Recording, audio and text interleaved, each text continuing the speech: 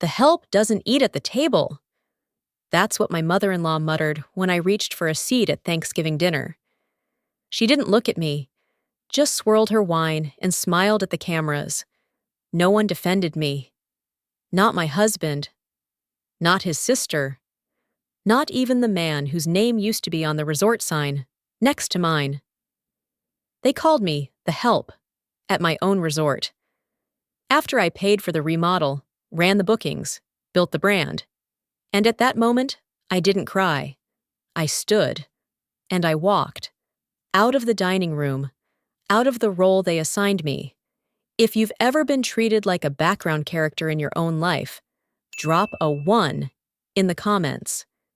If not, you're lucky. Drop a 0 because sometimes being called the help is the only help you need to wake up. Thanksgiving used to mean home. This year, I was just the help, and the help didn't eat. The scent of rosemary and turkey fat filled the air before I even stepped through the doors of Ocean Haven. For a split second, the aroma brought back memories of warmth, of laughter echoing down hallways, of me and Claudia bickering over who mashed the potatoes better. But that was years ago. Before titles were stripped, alliances formed, and I became invisible. I paused at the edge of the grand dining room. Gold-rimmed plates gleamed under candlelight, the long oak table draped in ivory linen and flanked by people I used to call family. Claudia stood at the head, wine glass in hand, laughing with a crisp elegance that would have fooled any outsider into thinking she owned the place. But I knew better. Ocean Haven had been mine before she learned to pronounce EBITDA. Lainey's heels clicked toward the table. She slid into the seat I had once occupied every holiday since Jared and I married. Without looking up, she muttered, "That's for guests." I froze, one hand still resting on the back of the chair. From across the room, Claudia didn't miss a beat. Her voice, honeyed and sharp, sliced the air. The help doesn't eat at the table.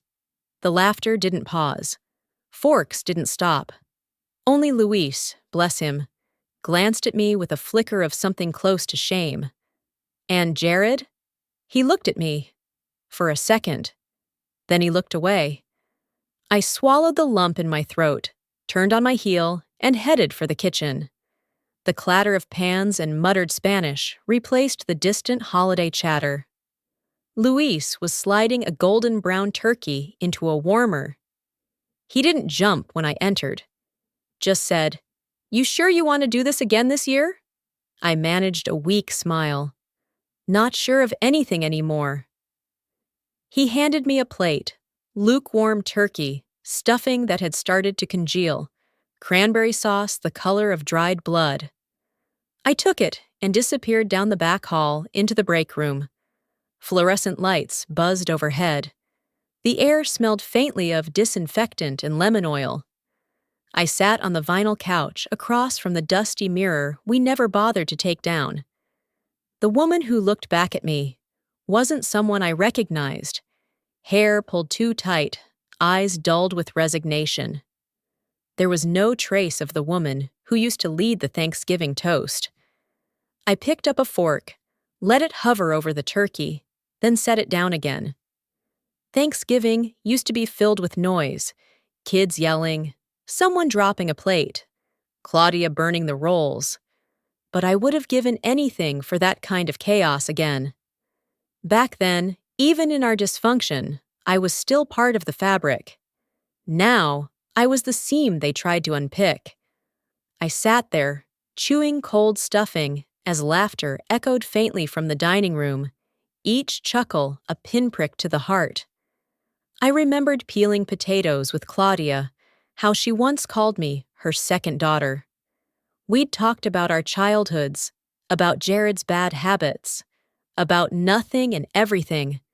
But somewhere along the line, her gaze turned colder, her hugs more hollow. I went from daughter to outsider to staff. They didn't even bother hiding it anymore. Lainey used to borrow my scarves. Now she doesn't return my emails. Jared once said I was his anchor. Now he won't even meet my eyes across a gilded table. I wasn't sure when I lost my seat, but I realized that night. I'd lost it long before I stood at that dining room threshold. The break room clock ticked past 9. The meal sat heavy in my stomach. Luis poked his head in, offered a look I couldn't name, and disappeared without a word. I thought about leaving, packing a bag, driving anywhere with a radio station that didn't play holiday jingles. But instead, I cleaned my plate, rinsed it in the staff sink, and dried it with a towel marked kitchen use only. Because that's who I was now. Not a guest, not family, not even an owner really, not in their eyes. That night, something shifted. Not in them, in me. I wasn't snooping. I was surviving. The rain had started just after dawn, a slow, deliberate tapping against the stained glass window of Claudia's office. Ocean Haven, usually bustling even this early, was oddly still. The scent of cinnamon and clove from last night's candles still lingered, sweet and deceptive. I stood in the hallway with the brass key Luis had pressed into my palm just minutes ago, his voice still echoing in my mind. You deserve to know what they're hiding. For a moment, I hesitated. Claudia's office had always been off-limits, her sanctum of spreadsheets and subtle control. She once joked it was where the real power lives, half laughing, half daring me to challenge her authority. And I never did. Until now. The key turned with surprising ease. No creak, no protest, like the room itself had been waiting for me. The lights flickered on, casting warm hues over deep mahogany furniture and antique brass fixtures. Everything was meticulously arranged, the same way she organized people, by utility. I wasn't sure what I was looking for. My heart thudded as I moved slowly past the framed family photos, ones where I'd once stood proudly beside Jared and Claudia, now replaced with shots of Lainey and Claudia toasting champagne. I told myself I was looking for my planner, the one I sometimes left on her desk during meeting days. A harmless excuse, but my hand drifted, almost instinctively, to the drawer that was always locked. Except today, it wasn't. I hesitated again. My breath caught, like I was standing at the edge of a cliff I didn't remember climbing. Then, slowly, I opened it. Inside was a stack of neatly clipped documents, legal paper, yellow sticky notes, a navy leather folder embossed with the Ocean Haven logo. I pulled it closer, flipping through pages until my fingers landed on a familiar signature. Mine. Twice. My name, unmistakable. But the date? Off by nearly a year. And under it, typed in small calculated font. Ownership restructure, tax strategy. Avoid Marla access post-signature. I stared at it, my fingers numb. My mind couldn't catch up with what my eyes were reading. Claudia had told me we needed to streamline holdings for the resort, that the papers were routine. She smiled when I signed, patted my hand and said, "You're family, Marla." Trust me. And I had. The document said otherwise. It said strategy. It said exclusion. It said betrayal. Have you ever discovered that trust was just a tool in someone else's strategy? The kind of betrayal that doesn't shout, but signs your name quietly behind closed doors. If you felt that, comment on 7 below. Now let me tell you what I did next. A sound at the door startled me. Luis stepped in quietly, his brow furrowed the way it always did when he was about to say something hard. I didn't speak. I simply handed him the page. He read it slowly, then again, his face tightening with each line. "This wasn't a mistake," he said finally, voice low. "This was strategy." I sat down heavily in Claudia's leather chair, the same one she once called her throne. Everything felt distant. My pulse, the rain outside, the memory of Jared's arms around me the night we toasted to buying this place. It was just a rundown beach house then. We painted walls ourselves. I remember Jared joking that the salt air was just ambiance when the roof leaked. We signed our first papers at a plastic folding table. No lawyers, just faith. I'd kept that version of the memory tucked safely in my chest for years. But now, holding this new reality in my hands, that memory felt weaponized. Had Jared known? Was he part of this? Or had he just stayed silent, like he did last night? I snapped photos of every page, not because I knew what to do with them, but because I needed proof. Something real to hold on to while everything else slipped away. Luis lingered by the door. "Do you want me to stay?" I shook my head. "I need to sit with this." He nodded once, then stepped out. I placed the papers back, leaving no trace, closed the drawer, locked it. When I looked up, my reflection in the office mirror startled me. The woman staring back looked older than yesterday, more tired, but sharper, more awake. They had written me off, diminished me to a helper, an accessory. But I hadn't disappeared. I'd been watching, waiting, surviving. If I was the help, then they'd better pray I never show up as the owner. They thought I left to sulk. I left to prepare. The air by the Shoreline Cafe had that briny scent of damp wood and low tide, the kind that reminded me of the first time Jared and I scouted Ocean Haven, back when it was just a crumbling shack with promise. That memory had once warmed me. Now it felt like a bookmark from a chapter I no longer wished to reread. Celeste sat across from me, her leather-bound notebook open, a neat pen resting at an angle like a scalpel. The cafe's soft jazz clashed with the cold clarity in her tone. "You're sure you're ready for this?" she asked. I didn't answer right away. Instead, I looked out the fogged window at the sea rolling in, steady and indifferent. Quiet had always been my default. Not weakness, but strategy I hadn't known I was mastering. "I'm sure," I said finally, sliding the photos across the table. She examined the documents with the sharp eye of someone who'd been fighting for women like me since the 90s. Mothers, wives, daughters who were always just helping until they owned half the business without realizing they signed it away in a casserole-laden holiday haze. "This signature is mismatched," she said, tapping the page. "Date inconsistencies, too. It's enough to start a challenge." "Not public," I said quickly. "Not yet. I want them to feel safe a little longer." Celeste nodded, her lips tightening ever so slightly.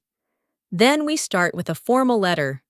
Assert your ownership, reinstate your access, and, if they resist, escalate."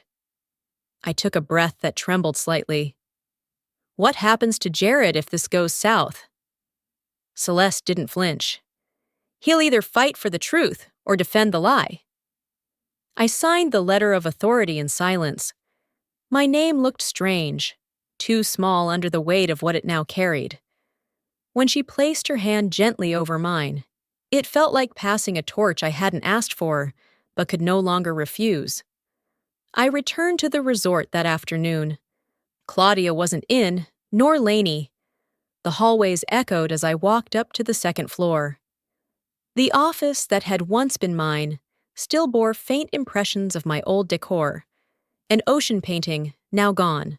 A small pot of succulents, now dead. I slid the key into the lock and opened the door. A rush of air met me, sterile and stiff. The chair was different. The scent, too. Lavender polish and something colder, artificial. I sat behind the desk and opened the top drawer. Empty. But I didn't need drawers today. That night, I didn't sleep in our room. I stayed in the staff quarters, in the same bed I used when we first opened, when every room was still under renovation, and Jared and I took turns scrubbing grout off the bathroom tiles.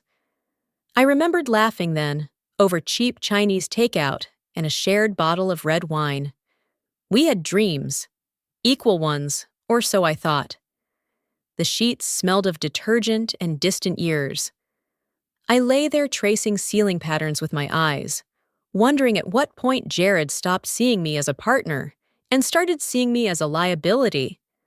Was it when I miscarried our second child and couldn't get out of bed for a month? Or when Claudia began praising Lainey's natural flair for hospitality over my spreadsheets and nightly audits? Morning light bled through thin curtains. I walked the resort like a ghost, passing the breakfast buffet where Lainey now directed staff with performative charm. "Good energy, folks," she chirped, then narrowed her eyes when she saw me. I said nothing, just kept walking. Let her wonder. Luis found me near the maintenance shed. He handed me a mug of coffee, just the way I like it, dark with a splash of oat milk. "Claudia's got a meeting with a notary this afternoon," he said quietly. "I want to push through something before end-of-year filing." I raised an eyebrow. "Let her. The letter goes out Monday. Let her scramble." He nodded, then hesitated. "You okay?" "No," I answered, "but I'm focused." There was power in saying that out loud, in not pretending I was fine just to make others comfortable. I had always been the bridge in this family, the one smoothing edges, patching silence with casseroles and polite smiles. But bridges get stepped on, and this time, I was stepping off. As I turned to leave, Luis called out again. "Marla!" I paused. "You don't have to do this alone." I didn't reply, but the warmth of the coffee in my palm lingered longer than I expected. Not every kind of silence was empty. They taught me to stay quiet. Now quiet is my sharpest blade. They had the cameras. I had the contract. The ballroom shimmered like a scene out of a luxury magazine. Walls draped in cream silk, chandeliers glittering above the marble floors, and waiters gliding between clusters of guests holding champagne. The Thanksgiving Vision Gala was in full swing, and everyone looked like they belonged. Everyone except me. But I hadn't come to belong. I'd come to remind them I never stopped. Claudia had always known how to dress a moment. She stood under the golden arch of the stage, the Ocean Haven emblem aglow behind her. Her voice floated, perfectly pitched. Ocean Haven's future rests with a family who understands its legacy. Cameras flashed, and Lainey smiled beside her, nervous but rehearsed. I remembered Claudia whispering once, years ago, "It's just one event, Marla." Just one event. As though erasing someone from their own vision was a footnote. The room smelled of roses and vanilla candles. The air buzzed with self-congratulation. I stood behind the tall double doors, hands tight around the leather folder. A part of me, the old part, almost turned around. But I could still see my fingerprints in the grain of the wood beams above the chandeliers. Russell and I had picked them out ourselves, when this place was still just blueprints and stubborn hope. I stepped through the main entrance, not the back, not the service hallway. The room didn't fall silent, not right away, but I saw it ripple. The shift. Faces turned. Some gasped. Lainey's smile faltered, then vanished. Claudia's eyes widened, and for the first time in a long while, she looked genuinely unsure. Luis met me at the edge of the crowd, calm as always. He pressed the microphone into my hand and whispered, "You ready?" I nodded. My hands weren't shaking, not anymore. I didn't walk to the stage. I stood where I was, feet planted. "Good evening," I began. "I'd like to speak, not to interrupt, but to clarify." Heads turned fully now. The hum of small talk died. I held up the folder in my hand, flipping it open with a quiet precision. This is the original ownership contract for Ocean Haven. Signed, notarized, 51% in my name. A collective breath sucked inward. 2 years ago, under the guise of restructuring, I was misled into signing away rights I never meant to relinquish. That signature? That wasn't consent, it was deception. I let the silence sit, let it grow heavy. I've since reinstated full authority through proper legal channels. And tonight, as co-founder and majority stakeholder, I reclaim my place, not just on paper, but in truth. Cameras clicked. A journalist whispered into her recorder. Someone dropped a fork. I caught the flash of Claudia's jaw tightening, Lainey whispering something desperate behind her teeth. The press had their headlines now, but this wasn't about spectacle. It never was. And now, I continued, pulling a single sheet from the folder, I'd like to read from Russell's founding letter, written before this resort ever had a name. I unfolded it gently, like scripture. He wrote, "This place was born from calloused hands, from laughter and drywall dust, and meals cooked on camp stoves. It belongs to those who remember where it started." The memory hit me like the ocean air we once breathed together. Russell and I, arguing over tile colors, collapsing on folding chairs after long days. Claudia hadn't been there. Lainey was in New York. It had just been us. And the sound of gulls and grit. I paused, the words catching more in my throat than I expected. Legacy isn't what you take from others. It's what you leave with grace. No one clapped. Not yet. And I was grateful. I closed the folder and handed the microphone back to Luis. No curtain call, no final bow. I walked out the front entrance, past the polished glass doors that once reflected someone lesser. They could spin it however they wanted, but truth, like me, had already walked through the front door. When dignity walks in, gossip runs to the press. The morning after the gala, the sun streamed across the polished floors of my office, indifferent to the storm brewing outside its glass walls. I sat at my desk, no longer borrowed, no longer temporary. The resort was still dressed in garlands and candlelight from the night before, but it felt like a stage long since cleared. There were no congratulations, no champagne toasts, just silence, thick and telling. The iPad buzzed against the oak. 5 alerts, all the same headline. Betrayal at Ocean Haven, family divided by greed. I tapped. The local press had swallowed Claudia's story whole. Paragraphs painted me as unstable, controlling, erratic. One quote stood out like a blade. "She's been unwell for years. This isn't about ownership, it's about intervention." I didn't gasp, I didn't cry. Instead, I exhaled slowly, like I'd been expecting it. And I had. Celeste had warned me. Expect noise after silence. They'll panic. She arrived 20 minutes later, trench coat damp with salt rain, boots leaving faint imprints on the rug. Her presence, always sharp and calm, steadied something inside me. "They've gone full smear," I said, sliding the screen toward her. Celeste scanned the article, lips pressed into a line. "And loud," she added, "which means they're scared."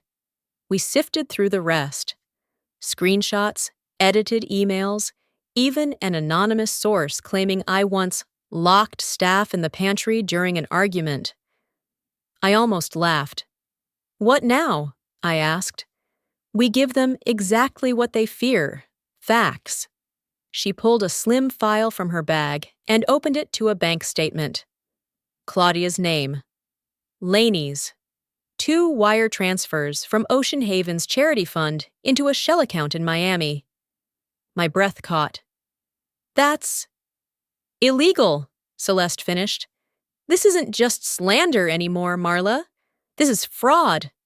The file was thick with supporting evidence: dates, signatures, internal memos. Luis had helped trace the paperwork, quietly gathering without being asked. A quiet ally in a house of noise. "I don't want revenge," I said. "I want the truth to walk in and sit down." Celeste nodded. "Then let's file." There was a pause as she slid the final document toward me. The lawsuit, defamation, financial misconduct, breach of fiduciary duty. My hand hesitated over the pen for a moment, not from fear, but from remembering how long I'd waited for this clarity. My father's voice came back in a whisper from the past, as if he were sitting across the desk. "People can steal your seat, but not your spine." I signed. Have you ever reached a moment where silence was no longer safe, but surrender? If you've had to pick between staying quiet or standing tall, drop a comment 9 below. Here's how I chose to respond. Just then, a knock on the door. It creaked open, and Luis entered with 2 mugs and a brown paper bag. "Apple turnovers," he said with a grin. "From that place your dad used to like?" The smell hit me first, cinnamon and memory. He didn't say more, just placed the bag down and gave a nod. Not pity, not encouragement, just belief. The news spread faster than I expected. By midday, the front desk receptionist, who had once called me Miss Marla with warmth, now avoided eye contact. I passed 2 board members in the hallway. They paused their conversation when I approached, offering tight-lipped smiles. The resort was still beautiful, still perfumed with citrus and vanilla, but I could feel the cracks forming in its walls. Not physical ones, those you could fix with plaster. These were quieter, deeper. I overheard a guest whispering to another by the fire pit, "Is she the one from the article?"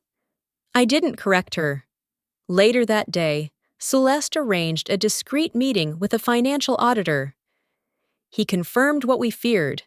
The charitable fund had been misused not once, but repeatedly over the past 3 years. Event budgets inflated, vendor payments redirected, names of consultants who had never stepped foot on the property. As we wrapped up the call, Celeste asked, "Are you ready for this to go public?" I paused. The truth already is. We walked past the lobby, where Claudia's portrait still hung in a curated timeline of Ocean Haven's history. Her smile was polished, unwavering in each frame. A smile meant to suggest legacy and leadership, but I knew now, legacy wasn't built on curated images. It was built on integrity, on grit, and sometimes on the willingness to stand up when everyone expects you to sit quietly.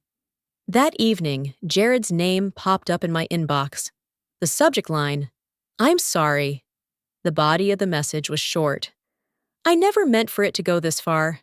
I didn't know how to stop it. I hope one day you can forgive me. Jay." No promises, no responsibility, just hope. I didn't reply. Instead, I opened a drawer in the desk. Not locked, not secret, just one I had avoided for years. Inside was an old brochure from the first summer we opened. The beach was empty, the rooms half finished, but there was a photo of me and Jared, hammer in hand, covered in sawdust, smiling. I looked at that version of us and felt nothing. I placed the brochure back and shut the drawer. I wasn't here to rewrite the past. I was here to defend the present. For the first time in years, I wasn't scared of my last name. Not every Thanksgiving ends with family. Sometimes it starts there. A week had passed. The storm, public, private, legal, had rolled through and moved on. The resort, usually buzzing with tourists and trimmed trees, now exhaled in quiet. There were no photographers, no grand announcements, just the hum of wind chimes and the distant rustle of palms. Peace had a sound, and tonight It played softly across the rooftop. We ate on the roof. It wasn't elaborate. Cornbread, roast chicken, mint tea. I'd insisted on something warm, something humble.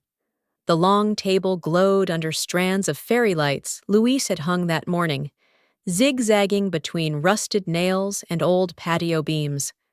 We didn't talk about lawsuits or names dragged through mud. There were no speeches. Only chairs pulled close, plates passed hand to hand, laughter light as the ocean breeze. Last Thanksgiving, I sat in the employee break room with a cold plate and colder silence. Tonight, those same employees sat beside me, unguarded and smiling. The difference wasn't just the location, it was choice. Luis sat to my left, no name tag this time. He looked comfortable in his own skin, like he belonged here as much as I did. Across from us, Miriam, our head of housekeeping, told a story about her first month at the resort when I personally covered for her shift so she could attend her son's school play. "You were the first boss who didn't call it a favor," she said. "Just said it was the right thing." We laughed, and the air felt less heavy. Someone passed the mint tea. Someone else added honey. I told them about the early days, before the brochures and articles, when the resort was just driftwood dreams and half-finished balconies. When I slept on a sofa in the front office, using towels as blankets because we hadn't ordered enough linen. Luis smiled knowingly. He remembered. "You snored," he added. "I was exhausted," I said. When the music started, soft jazz from a Bluetooth speaker tucked behind a planter, Luis extended a hand. "Dance?" I shook my head but smiled. "Not tonight." He didn't press. Celeste appeared on a video call, her face framed by a city skyline and bookshelves stacked with legal texts. "Cheers to the truth," she said, raising a mug. "And to whoever made that cornbread, send me the recipe." Before the call ended, she leaned closer to the screen. "You've redefined what it means to own something, Marla. Not by title, but by heart." One of our newer staff members, young, eyes bright with the kind of wonder I used to wear, asked softly, "What do we call this family?" I looked around the table, at faces not bound by blood, but by resilience and choice. "Chosen," I said. The word settled over us like a blanket. As the night thinned and plates emptied, I reached into my coat pocket and pulled out a small velvet box. I hadn't planned to do it, not really, but my fingers knew what they were doing before my heart caught up. Inside was the ring, simple, silver, with the initials of the resort's founder etched along the inner band. He'd given it to Claudia, passed through Jared, and somehow found its way back to me. I set it gently in the center of the table. "This stays with the house," I said. No one asked why. No one needed to. We sat a little longer, soaking in the warmth, not just from the food or lights, but from something deeper. Healing, perhaps. Or maybe just permission to breathe. No one mentioned Claudia. And that silence? It was kind. The breeze picked up, carrying with it the faintest scent of sea salt and something sweet, like closure. After most of the group had gone, I stayed behind to clear the plates. Luis tried to help, but I waved him off. "Let me do this one," I said. It felt good. The simplicity of cleaning up, of being useful without being used. As I stacked the plates and wiped the table, I noticed a smudge of flour on the edge of my sleeve. It took me back to the first Thanksgiving I spent here, the one where nothing went right. The ovens malfunctioned, the cranberry sauce curdled, and I burned my fingers on a pie tin. Jared had laughed then. Not cruelly, just amused. He kissed my blister and said, "No one remembers perfect meals, just the messy ones." And yet, when things got messy in life, he forgot how to stay. I rinsed the smudge off with water from a pitcher and looked up at the stars. So many Thanksgivings I had wanted to belong, wanted a seat, a toast, a nod of approval. Tonight, I hadn't been given any of those things. I had made them. Luis returned with a folded blanket. He draped it over my shoulders without a word and sat beside me on the stone bench. "You think it'll stick?" he asked. A new start?" I considered it for a moment. "If it doesn't," I said, "we'll build it again, stronger." Below us, the empty resort hummed like a sleeping giant. The sea whispered promises I could finally believe in. And for the first time, I wasn't looking back. I was looking forward to it. They tried to erase me, but I became the ink. Sometimes I still hear the echoes, slammed doors, quiet betrayals, words sharpened by silence. But I've learned that not all family is meant to last, and not all truths arrive without a price. What matters most is who stays when everything else falls away. I used to believe legacy was what we inherited. Now I understand. It's what we choose to carry forward, with grace or without it. If my story touched something inside you, I'd love to hear your thoughts in the comments. And if you'd like to join me for more stories like this, feel free to subscribe. Thank you for listening. See you in the next story.